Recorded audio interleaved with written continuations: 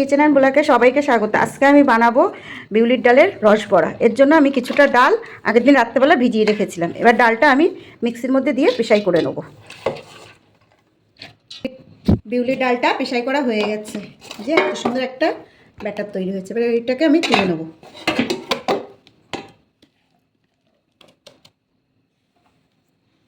ডালের মধ্যে দিয়ে দেবো অল্প একটু লবণ, দিয়ে ডালটাকে ভালো করে ফেটাবো।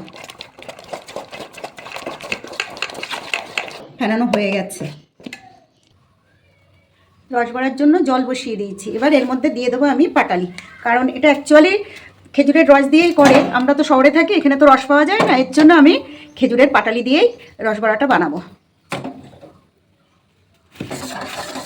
এই গুড়টা দিয়ে জলটা আমি ভালো করে ফুটিয়ে নেব। এটা দেখতে ঠিক খেজুরের রসের মতো হয়ে যাবে। তেল গরম হয়ে গেছে, এবার আমি ছোট ছোট বড়া ভেজে নেব। এগুলো বেশি বড় করবো না, কারণ রসে দিলে আর একটু ফুলবে, এর জন্য আমি ছোট ছোট করে দিচ্ছি।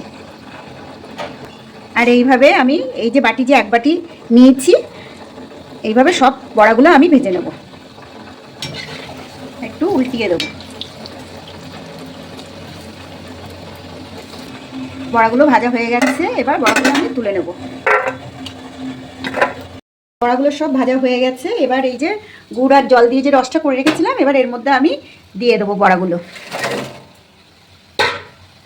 দিয়ে এগুলোকে আবার একটু ফুটিয়ে নেব, না হলে এই বড়াগুলোর মধ্যে রস ঢুকবে না। আর যাদের ওখানে রস পাওয়া যায় না, তারা গুড় আর জল মিশিয়ে এইভাবে বড়া তৈরি করে খেয়ে দেখো, একদম রসের মতোই স্বাদ। রস বড়াটা রেডি হয়ে গেছে, আর কতটা নরম হয়েছে তোমাদেরকে আমি কেটে দেখাচ্ছি। পুরো ফুলে টোপা টোপা হয়ে আছে, আর এর মধ্যে রস সব টেনে নিয়েছে, তো রসটা কমেও গেছে, কিন্তু খেতে খুব সুন্দর হয়েছে। দেখাচ্ছি কতটা সফট হয়েছে। এমনি দেখো রস বেরোচ্ছে, এই যে খুব নরম হয়েছে।